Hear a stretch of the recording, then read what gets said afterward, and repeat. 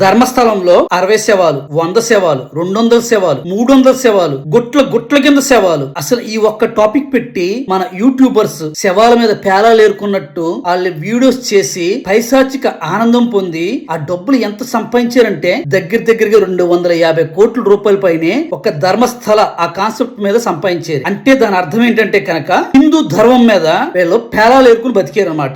ఇది ఒక బతికేనా అనిపించింది నాకు. అన్య మతస్థులు చేశారు అంటే కనుక వాళ్ళ బుద్ధి ఒక్కరి బుద్ధి అనుకోవచ్చు. కానీ దీనికి తోడు మన హిందువులే ఇలాంటి వీడియోలు చేసి వాళ్ళ డబ్బుల కోసం కక్కుర్తి పడుతున్నారు. నేను చేయలేక అసలు నిజాలు ఏంటో తెలియకుండా మన వీడియో చేయడం అంటే ఎంత తప్పు చెప్పండి. అంటే మన ధర్మం మీద మనకే నమ్మకం లేదు. చివరికి ఏం జరిగింది చెప్పండి. అతను వచ్చి ఎవరో నా చేతికి పుర్రిచ్చి ఇట్లా చెప్పమని చెప్పారు అని చెప్పి ఈ రోజు కోర్టులో ఒప్పుకున్నాడు. ఒక్క ఆడబిడ్డ శవాన్ని కూడా ఎవ్వరు వెలికి తీయలేకపోయారు. ఆయన చెప్పిన 24 లొకేషన్స్ లో ఒక్క శవాన్ని కూడా తీయలేకపోయారు. హిందూ ధర్మానికి కట్టుబడి ఉండండి. ఏదైనా గానీ పోలీసులు అట్లాగే ఆ రాష్ట్ర సిట్ ఎంక్వైరీ చేస్తున్నప్పుడు వాళ్ళకు కొంచెం అవకాశం ఇవ్వండి. శవాల మీద పేలాలు ఏరుకుని మన జీవితాలు బతకక్కర్లేదు.